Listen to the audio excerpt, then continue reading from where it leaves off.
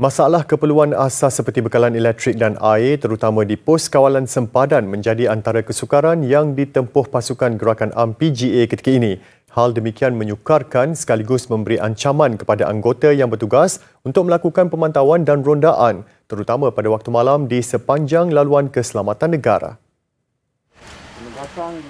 Ketua Polis Perlis Datuk Surina Saad berkata pihaknya mengenal pasti 4 pos kawalan PGA dari keseluruhan 23 pos di Kedah dan Perlis yang masih bergantung kepada penggunaan jana kuasa kecil bagi mendapatkan bekalan elektrik pada waktu malam. 4 pos itu adalah pos TS9 hingga TS11 di Padang Besar dan pos Simpang 5 di Wang Kelian.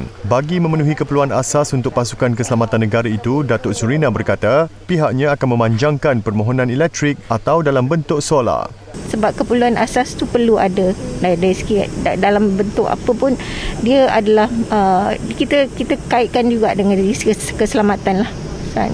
Dalam keadaan dulu kita tak jangka tambah-tambah di sempadan, anything can happen. Yalah, ada perkara-perkara macam ni boleh berlaku. So kalau dalam keadaan-keadaan tertentu kita alat komunikasi kita terputus dan sebagainya, kita nak charge tak boleh, dia kita perlukan.